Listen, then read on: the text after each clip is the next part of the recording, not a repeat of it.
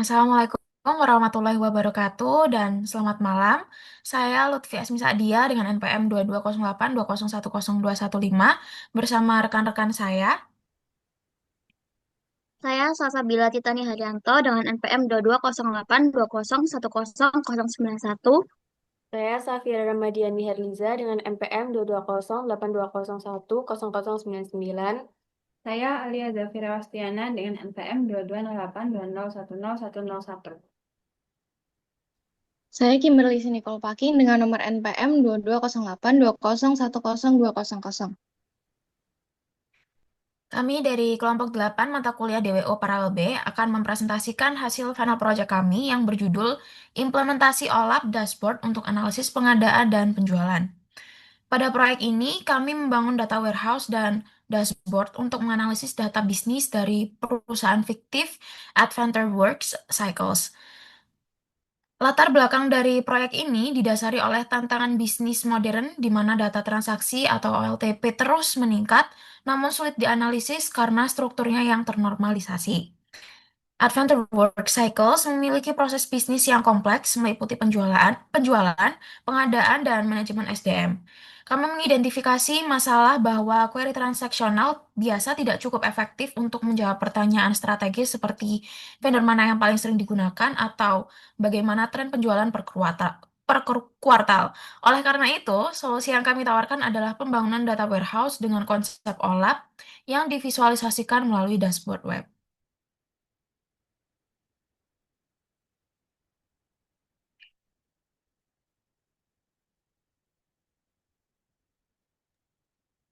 Yang selanjutnya, di sini kita sudah membuat eh, 5 business question yang dijadikan sebagai rumusan masalah.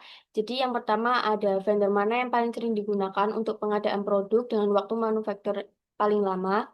Yang kedua ada produk apa yang memiliki jumlah order tertinggi. Yang ketiga ada bagaimana perbandingan rata-rata jumlah transaksi pelanggan individual dan store dalam 1 tahun terakhir.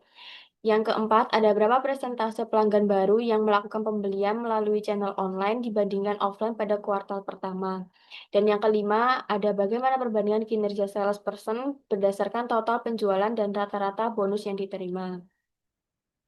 Untuk selanjutnya, kami membuat skemanya seperti ini dengan beberapa dimensi dan ada 2 tabel fakta. Yang pertama ada dimensi channel, yang kedua ada dimensi time, yang ketiga ada dimensi produk, yang keempat ada dimensi vendor, yang kelima ada dimensi employee, yang keenam ada dimensi customer, dan yang ada juga tabel fakta yaitu fakta sales dan fakta procurement.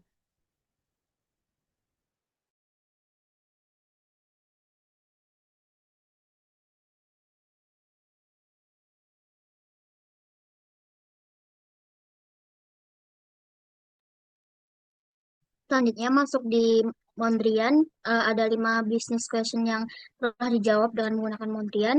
Yang pertama yaitu vendor mana yang paling sering digunakan.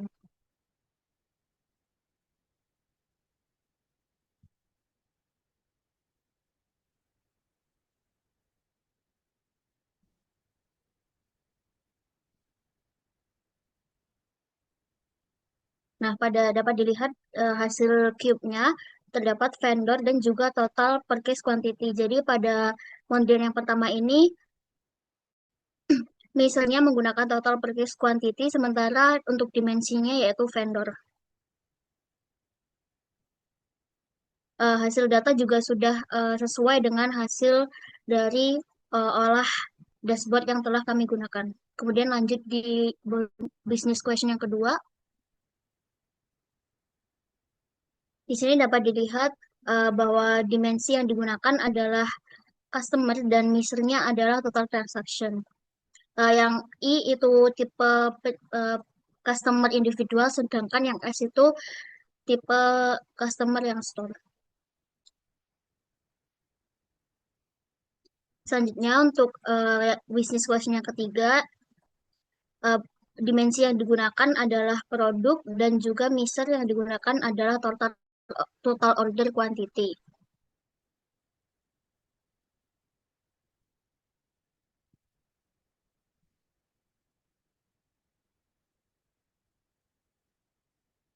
Selanjutnya yang keempat yaitu pelanggan, yang digunakan dimensinya yaitu channel, sedangkan measure-nya yaitu total transaction dari pelanggannya. Channelnya ada offline dan juga online.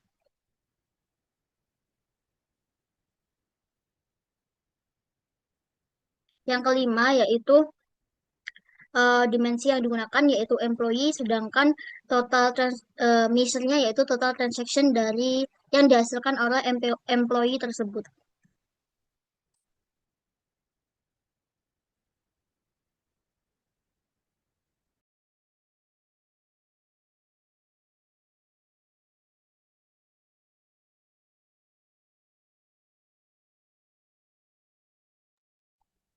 Untuk selanjutnya yaitu implementasi Repotnya nggak? website. Kamu tuh.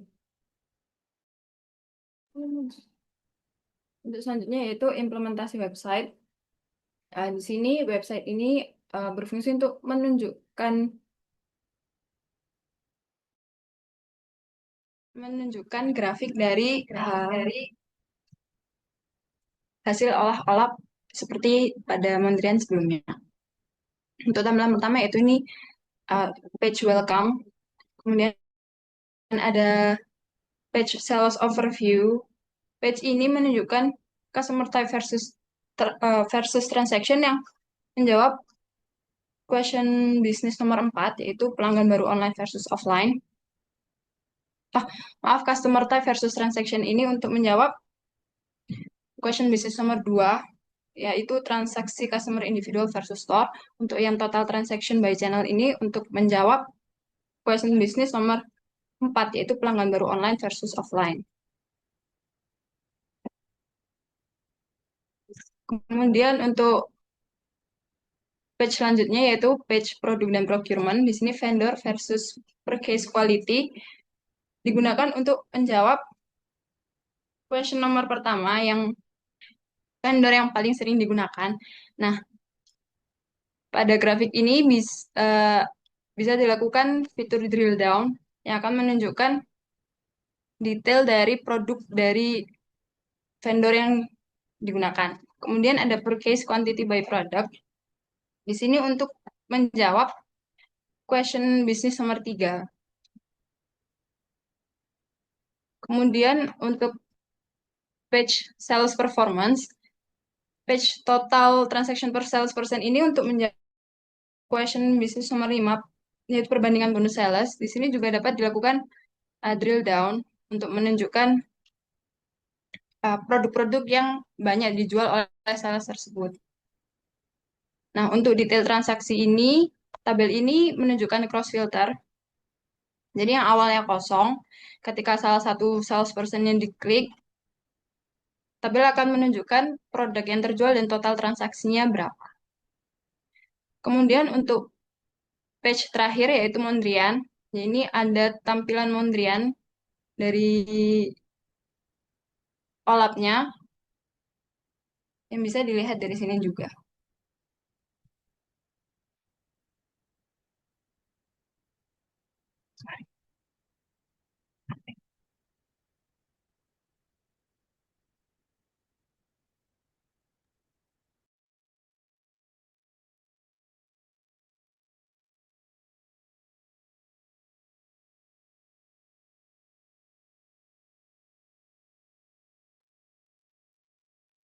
Baik, jadi berdasarkan hasil perancangan dan implementasi proses online analytical processing atau OLAP pada final project ini dapat disimpulkan bahwa data warehouse yang dibangun terdiri dari tabel dimensi dan tabel fakta yang saling terhubung, sehingga mampu mendukung analisis multidimensi terhadap data penjualan dan pengadaan produk. Implementasi OLAP mampu menyajikan informasi analitis seperti tren penjualan, perbandingan transaksi pelanggan, kinerja salesperson, serta analisis vendor dan channel penjualan. Dashboard analitik yang dihasilkan dapat membantu pengguna dalam memahami pola dan informasi penting dari data secara lebih mudah dan terstruktur. Dengan demikian, diharapkan sistem yang kami buat ini dapat menjadi contoh penerapan konsep data warehouse dan OLAP dalam mendukung analisis bisnis. Mungkin sekian presentasi Dari kelompok kami mohon maaf apabila terdapat kesalahan dalam bertutur kata. Terima kasih atas perhatiannya. Wassalamualaikum warahmatullahi wabarakatuh.